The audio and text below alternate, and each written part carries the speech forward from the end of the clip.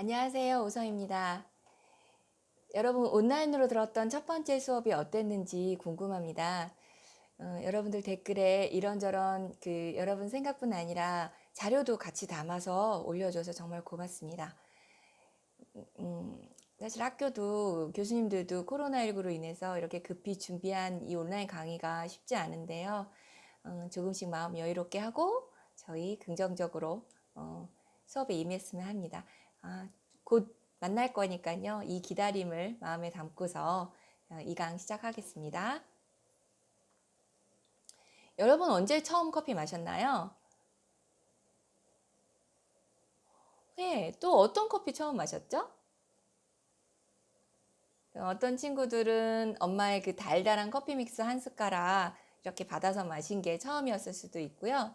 또 어떤 친구들은 칼디 목동한테 그 이슬람 수도승이 받아서 먹었던 잠을 깨는 묘약과 같은 수험생 시절에 스티슨 인스턴트 블랙커피가 처음이었을 수도 있을 것 같아요.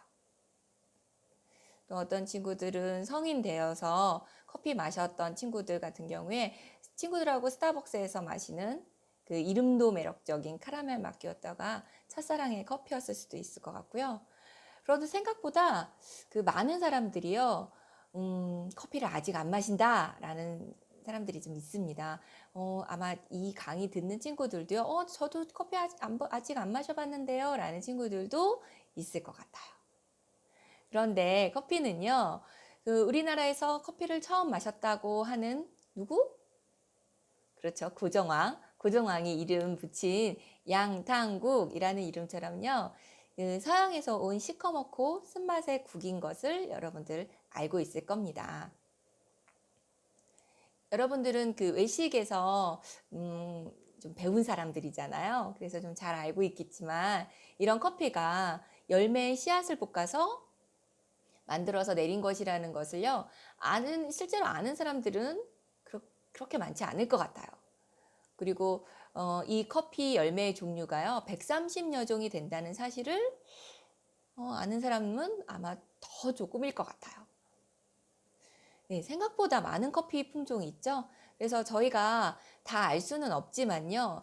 적어도 커피를 배운 사람들은 세 가지 품종이 대표적이다라는 것은 알아야 돼요.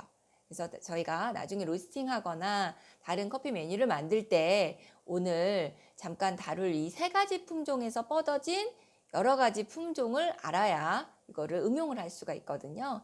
그래서 저희는 먼저 세 가지 먼저 보고 가도록 하겠습니다. 대부분의 책에서 이렇게 첫 장을 딱 보면 커피나무에 대해서 설명하면서 첫 줄에 뭐라고 써져 있냐면요. 꼭두선이과에 속하는 쌍떡잎 식물이다 라고 쓰여져 있어요. 저는 식물 이름 아는 게 진짜 별로 없어가지고 제가 아는 거 뭐 있을까요? 개나리, 진달래, 뭐 벚꽃, 목련, 장미, 프레지아, 소나무 뭐 이 정도? 그래도 생각보다 많이 하네요.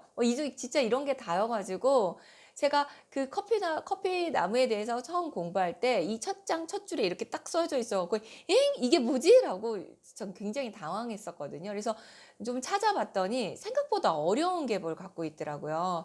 이 식물학이라는 게 좀 어려워가지고 그래서 제가 여전히 꼭두선이과가 사실 잘 뭔지 몰라요. 다만 제가 아는 건 속시식물은 커피가 꼭두선이과다. 그 꼭두선이과를 대표한다라는 것을 알고 있습니다. 그래서 혹시요 여러분들 커피나무에 대해서 좀 공부했거나 아니면 나 식물에 대해서 좀 많이 안다라는 사람 있으면 제게도 좀 알려주세요. 제가 커피 한 잔 꼭 쏘겠습니다. 부탁합니다. 네, 쌍떡잎 식물 이 말은 알아요. 저도 그 처음 새순이 나는 그 떡잎 날 때요. 두 개의 잎이 이렇게 쌍 일어서 난다는 말이잖아요.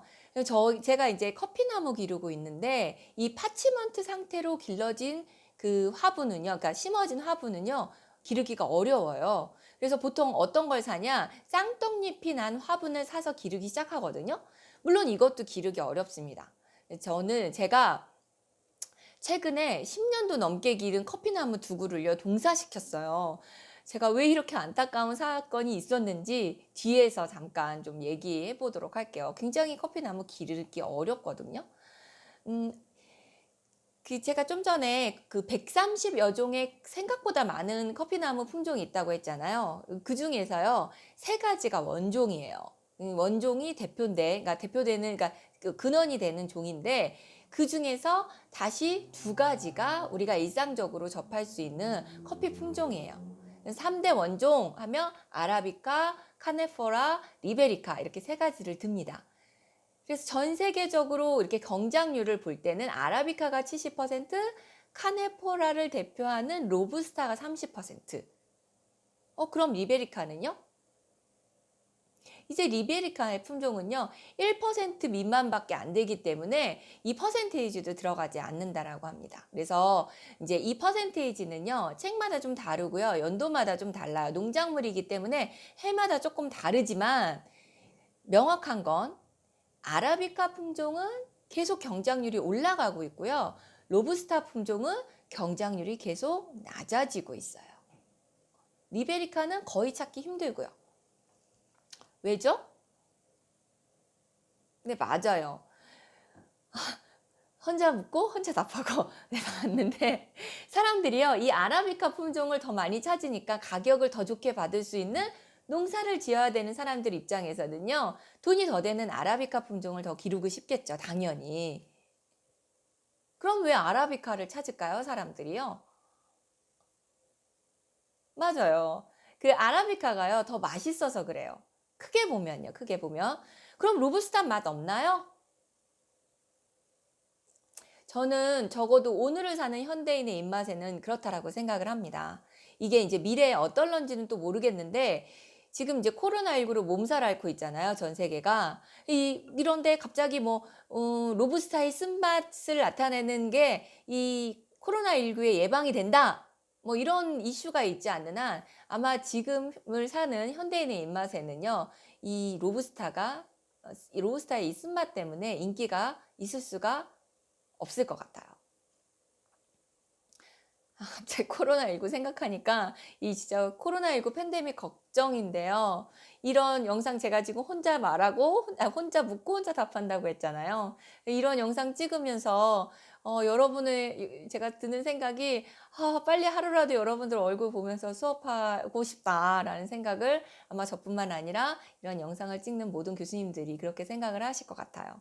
아마 온라인 수업하는 여러분들도 이런저런 생각 많을 것 같은데, 학교에서도 이렇게 영상 찍어서 업로드하는 게 사실 정말 만만치 않거든요.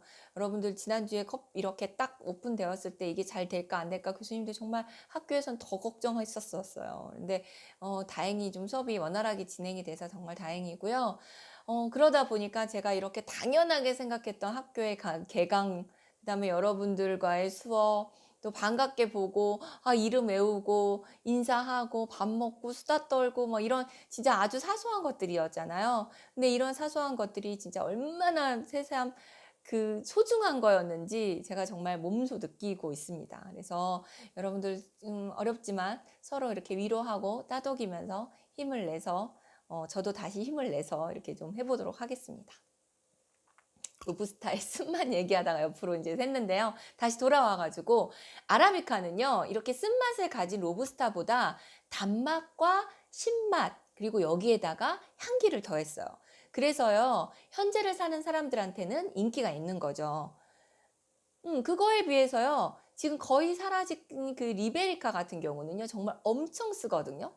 제가 그 필리핀산 리베리카 커피를 마셔본 적이 있는데, 저는 설탕 안 넣고 먹거든요. 제가 쓴맛도 되게 생각보다 좋아하고 잘 참아내고, 그다음에 단맛을 그렇게 좋아하는 사람이 아닌데도 불구하고요, 설탕 없이는 정말 마실 수가 없어요. 그런 쓴 한약이 없었던 것 같아요. 근데 이걸 굳이 마시라고 하면 어떻게 내가 드립 방법을 달리 해가지고 마셔볼까? 라고 생각을 할 수 있겠지만요.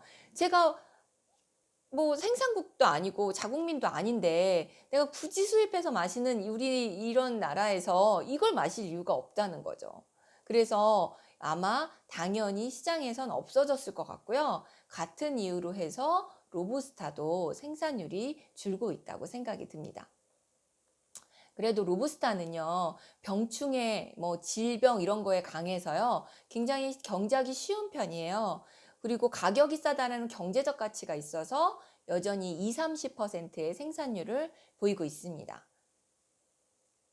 아프리카 그 콩고가 원산지인데 이 로부스타 종은요, 얼마 전까지만 해도 우성과 열성 중에 열성이라고 했거든요. 근데 최근 연구 결과에서요, 열성이 아니라 오히려 아라비카의 부모격이다라는 결과가 나왔어요. 그래서 그 아라비카의 부모격인 로부스타보다 아라비카가 청출어람했다라는 거죠. 그래서 맛과 향이 더 좋아졌다라는 건데, 이게 이제 이렇게 유전학적으로 같다 보니까 같은 병충해의 리스크를 안고 있어서 연구가 더 필요하다, 뭐 이런 연구 결과가 나온 논문이었었어요. 그래서 이 논문을 보면서 제가 실제로 1860년대 그 와인업계에 엄청난 타격을 입혔었던 필록세라라는 정말 눈에도 보이지 않는 정말 코딱지만한 그 익은 진딧물이에요. 뿌리 진딧물인데 그 뿌리 진딧물이 전 세계 포도밭을 초토화시켰던 사건이 생각이 나면서 커피도요, 그 녹병 같은 거가 생기면 굉장히 타격이 크다라는 리스크를 안고 있거든요.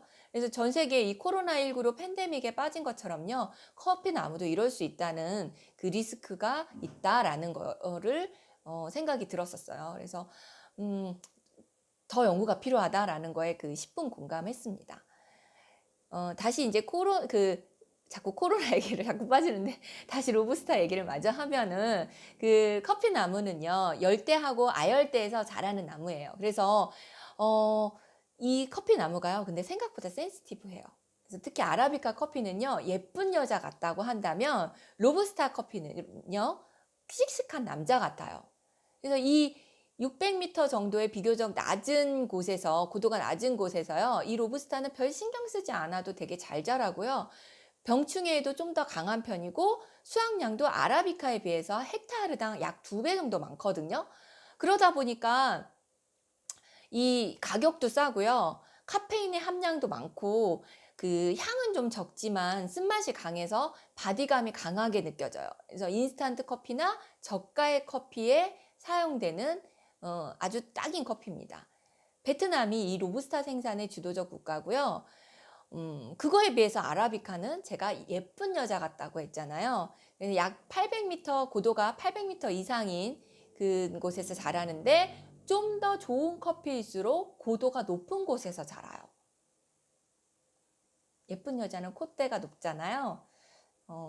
착한 여자도 있지만 콧대가 높은 여자처럼 얘가 이제 높은 그 더 좋은 커피일수록 고도가 높은 곳에서 자란다라고 제가 외우라고 하는 거예요. 기억하라고 하는 거지 뭐 남녀차별 이런 거 아니니까 기억하기 좋으라고 제가 이렇게 얘기를 하는 거고, 이 아라비카 커피는요, 병충해에도 굉장히 약해요. 그리고 직접 햇볕을 받는 것도 엄청 싫어해서요, 양산을 쓰는 사람처럼 키 큰 나무를 심어가지고 직사광선도 피해줘야 되고요. 그 다음에 카페인의 함량은 로부스타보다 낮고요. 그다음에 향기도 좋고 맛도 좋고 특히 과일의 그 상큼한 과일의 신맛이 좋아서 인기가 많은 덕에요, 가격이 굉장히 높은 편에 있어요.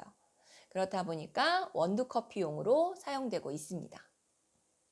이런 그 아라비카 커피는 이제 인기가 많다 보니까 좀 더 이런 그 단점을 보완하기 위해서요, 지속적인 교배합을 통해서 많은 품종이 생겼는데, 이런 로스팅 할 때는 저희가 로스팅 배우고 로스팅 할 때는요, 이런 품종을 알아야 각각의 성격을 살려서 할 수 있고요. 이것 또한 그 메뉴를 만들 때 굉장히 중요한 그 이제 포인트가 될 수 있기 때문에 이런 것들을 좀 잘 알아야 해요. 이 커피 나무가요, 자라는 곳이 있잖아요. 제가 앞에서 뭐라고 했냐면 10년 넘게 기른 나무가 하루아침에 제가 동사시켜서 죽였다고 했는데, 커피 열매도요, 맺었었거든요. 이 커피 나무가요. 근데 왜 죽었냐면요, 얘가 이제 집안에서 잘 기르던 나무였었어요. 그래서 제가 봄이 되었다고 저희 그 매장 테라스로 이제 가지고 나온 거죠. 햇볕 쬐라고. 근데 그날 밤에 딱 꽃샘추위가 온 거예요. 그래서 갑자기 이 나무가요, 드러났어야 되는데 이걸 깜빡 잊어버려 가지고요, 하루아침에 얼어 죽었어요. 진짜 단 하룻밤에 얼어 죽었거든요. 이렇게 정말 까다로워요, 커피나무 기르는 게요. 그래서 우리는 이제 집안이나 비닐하우스 같은 곳에서 이 커피나무를 기르지 않으면 우리나라에서는요, 커피나무를 기를 수가 없어요. 굉장히 어려워요. 그래서 경작이라는 말은 밖에서 자연스럽게 기를 수 있다라는 걸 말하는데 한국은 비닐하우스가 아니면 그게 사실 좀 어렵고요. 그래서 제가 사람들이 저한테 좀 물어보거든요. 그래서 뭐 제주도 정도는 생각해 볼 수 있는데 그게 굉장히 어려워요라고 얘기를 하고요. 어 뭐 예를 들면 "바나나 나무를 한국에서 기르실 건가요?" 이렇게 물어보면 사실 "아니요." 이렇게 대답하는데 커피 나무는 기르고 싶다라는 분들이 사실 굉장히 있고 종종 이 뭐 고흥이나 전남 고흥이나 제주도에도 커피 나무를 기른다라는 곳도 있는데요. 이게 이제 사실은 이제 비닐하우스에서 기르는 거기 때문에 경작으로 보기에는 조금 어려움이 좀 있습니다. 커피도요. 바나나 나무도 그래서 모두 이제 적도를 중심으로 해서 굉장히 따뜻한 곳, 이제 남이 25도, 북이 25도 사이에서 열대나 아열대 지역에서 자라는 그런 나무인데요. 물론 온난화로 인해서 지구 온난화가 이제 몸살하고 있잖아요. 그래서 이 온난화로 인해서요. 남북이가 이제 28도까지 넓어졌다고 하긴 하는데 어쨌든요. 이 커피 나무는요. 기본적으로 영상 5도 밑으로 내려가면 안 되고요. 그래서 세계 지도를 딱 펼쳐서 보면 그 허리 벨트를 두른 것처럼 띠를 둘렀다라고 해서 커피 벨트 또는 커피 존이라고 이 지역을 이렇게 부릅니다. 그래서 커피 나무는요, 5도 영하 아니에요. 영상 5도 밑으로 내려가도 안 되지만요, 30도 이상이 되어서도 안 되거든요. 정말 섬세하지 않나요? 우리는 당연히 우리나라는 5도 밑으로, 영하 5도 밑으로 내려가는 것도 뭐 허다하고요. 영상 30도 이상이 되는 것도 허다하잖아요. 그래서 커피 나무 기르기가 어렵다라는 거예요. 그래서 이런 섬세함을 필요로 하는 이런 나무는 당연히 배수도 잘 돼야 되고요. 미네랄이 아주 풍부한 그 토양을 더 좋아하는데 특히 화산재 토양이 좋대요. 그래서 제주도에서 이제 기르시려고 하는 분들이 이제 종종 있었던 것 같아요. 이 커피 생산지는요, 그 브라질을 제외하고는 대부분 산에 있고요. 이게 높은 곳에 자랄수록 커피 열매가 단단하고 밀도도 좋아가지고 신맛과 향이 굉장히 좋은데요. 이게 이제 커피 시장에서 거래될 때도 고도에 따라서 등급도 나뉘고요. 가격도 달라져요. 우리 엄마들이요. 김장철에 김장 담으면 이제 고냉지 배추 더 맛있다고, 더 달다고 하시면서 그걸 더 비싼 돈 주고 사시는 것처럼 이 모든 열매들이 다 비슷하다고 보시면 되는 것 같고요. 높은 곳에서 자라면 밀도가 더 좋아지고 더 맛있어져요. 배추도 그렇고요. 뭐 예를 들면 사과도 그렇고, 우리나라 지금 대구 되게 문제되고 있지만 대구사가 되게 유명했잖아요. 뭐 이런 것들이 아침과 저녁의 그 차이가 많이 나는 곳에서 이런 농작물들은 훨씬 더 맛있어집니다. 아마 여러분은 와인에서도요, 토양이나 기후, 고도 등 이렇게 불러지는, 우리가 이제 때루아라고 불러지는 이거에 따라서 포도가 달리 자라고 그래서 와인의 품질이 정해진다고 배운 적이 아마 있을 건데 커피도 똑같아요. 그래서 요즘에는요, 커피의 때루아라는 말도 사용하고 있더라고요. 잠깐 쉬고 갈게요.